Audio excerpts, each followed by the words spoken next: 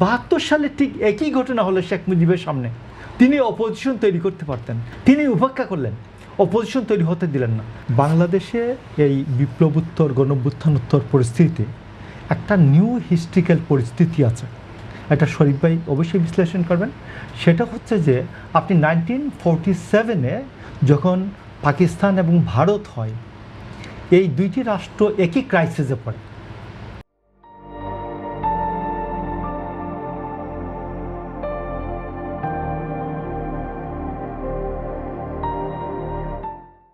মোহাম্মদ আলী জিন্নাহর সামনে ওইদিকে কোনো অপোজিশন নাই। মোহাম্মদ আলী জিন্নাহ, আপনি ওলি আহাদের বই পড়লে দেখবেন, তিনি বললেন যে মুসলিম লীগের নেতাদেরকে যে তোমরা মুসলিম লীগ নাম পরিবর্তন করে এটাকে ন্যাশনাল লীগ করো এবং অপোজিশন তৈরি করো, অপোজিশন তৈরির স্কোপ দাও।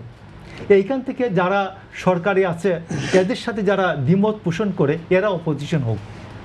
কিন্তু আমাদের লিয়াকত আলী, নবাবজাদা এই কী বলে নাজিমুদ্দিন, এরা কেউ অপোজিশনের যে স্কোপ, আকরাম খা এরা কেউ অপোজিশনের স্কোপ দিলেন না। এমনকি মুসলিম লীগের মধ্যে যারা নতুন মেম্বার হতে চায় তারা মেম্বারশিপ বন্ধ করে দিল। সেটা নয়, ঠিক আছে, কিন্তু যারা নতুন রাজনীতির কথা বললেন, একই সময়ে নেহেরু এই অপোজিশন তৈরির ব্যবস্থাটা উনি করলেন। দেখেন ভারতের যে গণতন্ত্রের ভিত্তি পাকিস্তান থেকে অনেক সুদৃঢ় হয়ে গেল। 72 সালে বাংলাদেশে আসি, আমার প্রশ্নটা যদি আপনি একটু শুনেন।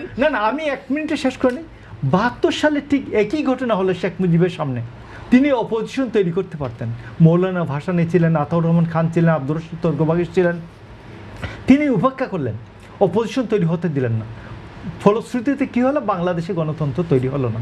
তো এই জন্য আমি মনে করি 5ই আগস্টের অভ্যুত্থানের পর, বিপ্লবের পর বাংলাদেশে এখন যারা আছেন গভর্নমেন্টে পজিশনে, অপোজিশনে, একটা রিয়েলি অসাম্প্রদায়িক রাজনৈতিক দল, এটা এবি পার্টি হতে পারে, এটা এনসিপি হতে পারে, এদের সমন্বয় হতে পারে, একটা অসাম্প্রদায়িক একটি রাজনৈতিক দলের বিকাশ সেখানে খুব প্রয়োজন। আর নাহলে এখানে গণতন্ত্র বিকশিত হবে না। এই জন্য আমি মনে করি যে আমি আরেকটা শোতে যাব, বিনীতভাবে আপনি এবং দর্শক একটা প্রশ্ন শেষ করতে চাই। সেটি হচ্ছে যে মুজিবুর রহমান মঞ্জু বলেছেন যে ডারবি নার্সির কালচার বা নতুন রাজনীতি যারা করতে বললেন, নতুন বন্দোবস্ত কথা যারা বললেন, হ্যাঁ, তারা এখন বেয়াদবি কালচার, গালিগালাজ কালচার কেন তৈরি করলেন?